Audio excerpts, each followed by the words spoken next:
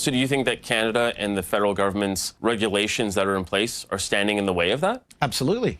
Wow, the oil industry is not happy. Welcome back to Moose and Loose. My name's David. Today we've got an oil executive going on CTV and absolutely ripping apart the Liberals, Mark Carney, the entire agenda that has been rolled out over the past 10 years. I mean, look what's happened in the past week. We've got Imperial Oil. They're going to lay off 20% of their workforce by 2027. We've got David Eby wanting to block all pipelines despite getting the benefits of railroads and roads going through Alberta, not to mention gas pipelines from BC through Alberta down into America, not wanting to help Alberta have prosperity, bring in Canadian tax dollars. Danielle Smith trying to get a proponent for a new pipeline. She steps up with the Alberta government, being the initial proponent, putting up $14 million. David Eby's not having it. Now we have an oil exec from Enbridge coming out and blasting them all on this, just calling it straight. Before we start this episode, I want to warn everyone, I'm pretty grumpy today, so I'm pretty ranty in this episode. Let's jump into this. Enbridge CEO Greg Ebel says Canada is standing in its own way of becoming an energy superpower. Mark Carney may have said conventional a handful of times, clean and conventional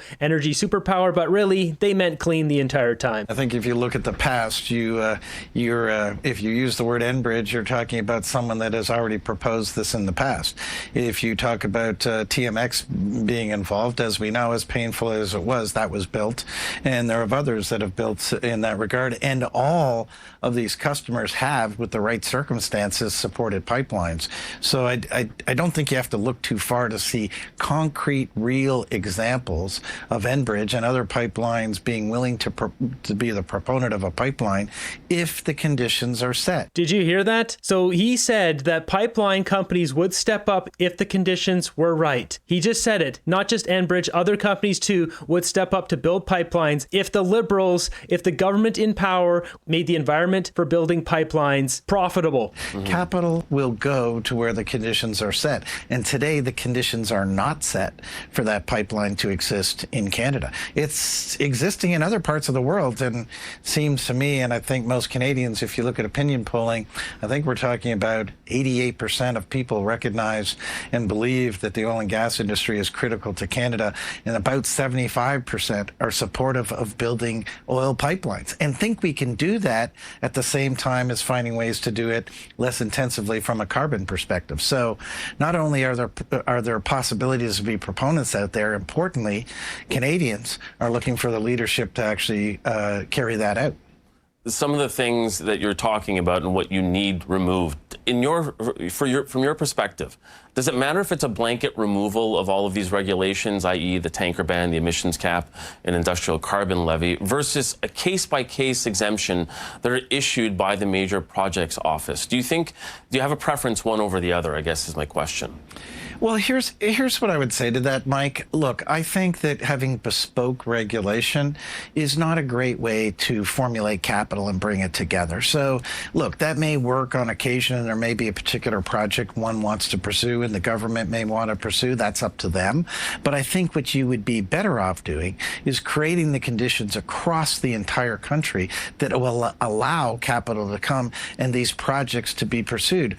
The Public Policy Forum put out a report recently where there are some $600 billion of projects that are looking for an opportunity to be built, and that if those are built, they could add $1.1 trillion to Canada's GDP by 2035. So I don't think you just want to pick and choose. I think you want to put in place the conditions for private capital to form, for companies like Enbridge and others and producers to actually produce, and the rest will look after itself, quite frankly. And I think you see that in a lot of other places. He's basically telling the government they're going to invest more if they get rid of all these stupid regulations, climate, agenda, net zero, all this bullcrap. Who does he sound like here when he's saying this stuff? Pierre Poilievre. Make the conditions better for business. This is common sense. What the Liberals are doing right now is destroying our country and enriching themselves. I've shown this so many times on the channel here, yet Liberal voters don't seem to care. They don't know. They don't want to know. They're just got their blinders on. They just rather blindly follow ideology that is ruining our country. I don't understand it. There's going to be a breaking point once home invaders start coming in and wreaking havoc. If there's a point where people don't feel safe in their house on a daily basis, then we'll probably start seeing people switch away from the Liberals. But I don't know if it'll be until then. It seems people who vote for the Liberals don't have a firm grasp on deductive reasoning, breaking down situations and looking at things in a logical way. Remember, 10 years ago, there were no LNG projects on the West Coast, on the Gulf Coast of the United States. And in fact, you couldn't even export from the United States. Today, they have already built 10. There's another 8 being built and another 10 yet that have been approved.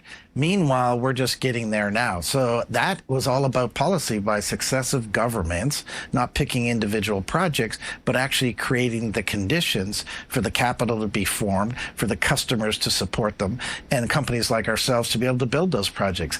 You catch that? He said 10 years ago they had none on the East Coast. Now they have 10, 8 are in the works, 10 more being approved. That's 28. They went from 0 projects to 28 in 10 years. Obviously looking forward maybe 10 or 15 years for those other 18 to get finished, but still 0 to 28, and Canada still has goose egg. There are plenty of examples of this working, and Canada is amongst the best to make it work. But even if the industry does get what it wants here from the federal government on the regulatory and legislative front, there remains opposition amongst Indigenous communities. Now, the Coastal First Nation, for example, states it explicitly. They do not support a pipeline and oil tanker project in their coastal waters. So how does... It doesn't matter if it's 95% of the population that this benefits, more than 95, because it's only the First Nation chiefs that are really going to be cashing in on that. 99% of the population should get to veto the 1% that they keep trying to appease. The federal government gets to choose. That's what the law says. First Nations should not get a veto over major projects that benefit themselves, considering we pay tax dollars to them. If they're blocking these, they should get no more money. That's how we need to run this. Then we can just run pipelines through Crown land and they never get another dollar. You can't have it both ways. The decisions that are being made in our country are just beyond stupid. I mean, going back to what he just said, he pointed to America is doing it right and Canada is doing it wrong. He's basically calling out Mark Carney for how bad things are. And now we have to deal with First Nations having to agree on everything too. How many hoops do we have to jump through before we get one project built? Now First Nations has to make money from all of the projects too? Is there going to be any money left for Canadians after we're all said and done with? Industry address that opposition? Look, I think one has to consult up front, and I think the Premier, I mean, you saw her conference yesterday, is trying to do that. Obviously, we're at the very early stages. I think we have to recognize as Canadians, not everybody is going to be 100% on side with all these projects, regardless of what project is. That's just not the way of any modern society. I mean, some people will like them, some people won't. And we see this with Indigenous participation, First Nations participation in our other projects. Sometimes we get nations that want to participate, sometimes we don't. Therein lies the essence of self-determination, I think. So, look, there's a long ways to go. We're probably getting ahead of ourselves until the condition precedents are put in place, the 5 that I mentioned today at the Empire Club, and that over 100 CEOs across the energy spectrum have put in a letter very clearly, as you point out, to the Prime Minister. So once those are met, and part of that is Indigenous equity participation and participation in those projects, then you've created the conditions for things to proceed. We're not there yet, let's be honest. You just said it. 100 CEOs. This letter came out maybe 2 or 3 weeks ago. 100 CEOs of energy companies. You've got the CEO of Enbridge basically blasting Mark Carney and the Liberals for their awful policies. The environment in Canada to build pipelines is awful. So awful it makes you want to just close your eyes and get away from the world, doesn't it? Michael Couture can't handle the situation. That's how bad it is. We'll jump back to that interview in a second here, but I mean, look what is going on here. We got Tim Hodgson with this one today. Abundant natural resources, complex tax incentives, and regulatory regime that inspires certainty. Canada has it all, and it's securing us investment. Welcome to Canada. Carbon capture US. Carbon capture startup moves project to Canada from US. Yeah, no kidding they are, because we've got the net zero prime minister. This isn't good. We don't need more of this junk here. This doesn't do anything. Tell me what they can do with this. When they capture the carbon, what are they doing with it? You're going to turn it into a big block that I can sit on in my house? So far, right now, I know they're trying to do stuff with this carbon that they're capturing. Right now, all they do is stick it under the ground. They're trying to do other things with it. They can't. This is a stupid waste of money. And speaking of stupid, we've got Table Salt posting this one. New, the wait time for international investors to receive startup visa in Canada is 53 months. That's 4.5 years. Canada's startup visa program targets immigrant entrepreneurs with skills and potential to build businesses in Canada. People that want to build businesses and bring in tax dollars and build prosperity in our country have to wait 4.5 years. If you're a gangster goon and goblin from Africa, you'll get in right away. Come start stealing some cars. No problem. Come on in, guys. If you essayed some people in the UK, come on in. If you're from the Middle East and have a video where you're removing someone's top, come on in. No problem. We'll give you a citizenship. These aren't exaggerations. These are real examples. The Liberal government has brought in some of the worst people on planet Earth and given them citizenship, given them free reign to run rampant in our streets, causing all sorts of crime and chaos with unabetted, unpunished, unfettered crime waves that the police can't do anything about. They catch them, they get released. Catch them, they get released. This is nonsense. Why would anyone support this? You'd have to have the IQ of a screwdriver to keep supporting this. Okay, back to Enbridge CEO. No, I take your point on that, but we are at this point today because the Prime Minister, Mark Carney, has promised to turn Canada into an energy superpower. From your vantage point, right, is that feasible? Can Canada truly be an energy superpower?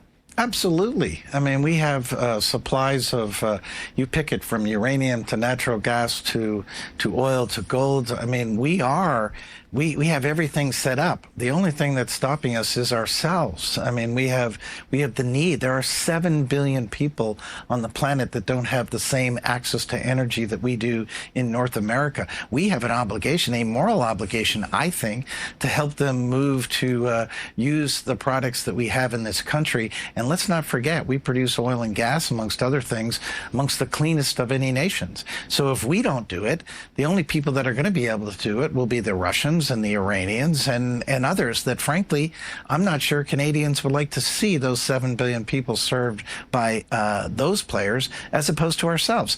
And even the United States as well, right? These are all very valid points. Unfortunately, Mark Carney, the Liberals, don't care. Carney's directly being enriched by rolling out his net zero agenda. I mean, we saw yesterday, $2.4 billion proposal for military contract in America. Lockheed Martin doing that deal. Mark Carney owns stocks in Lockheed Martin, directly enriching himself off of a deal that they're trying to ink here. So this guy's right. I mean, we should be the ones providing the oil and gas, considering we do have the cleanest oil and gas on Earth. Yet we have stupidity and greed standing in the way. I think it's half-half. The higher you go up in seniority in the Liberals, then it turns more to greed. At the bottom, it's stupidity. You got a bunch of low-end Liberals buying into the eco net zero agenda like Adam Van Couverden. Doesn't know which way is up. But if we just had the conditions for businesses to come in and build mines, build oil and gas, build all sorts of these things, enrich our country with tax dollars and sell it around the world, we would be stinking rich. But it seems this is not going to happen. Not unless we get real leadership in this country. And it seems a conservative government comes around every 20 years because there's so many people in this country who just don't have critical thinking skills, basic common sense. I don't know what it is. Too many people keep voting for the Liberals, whether it's habit throughout the decades. Well, it turns out the Liberals we got now, they're the worst ones in human history. Competitive world. We have the products. We know the demand is there. We should take advantage of that and serve Canadians while also serving other parts of the world.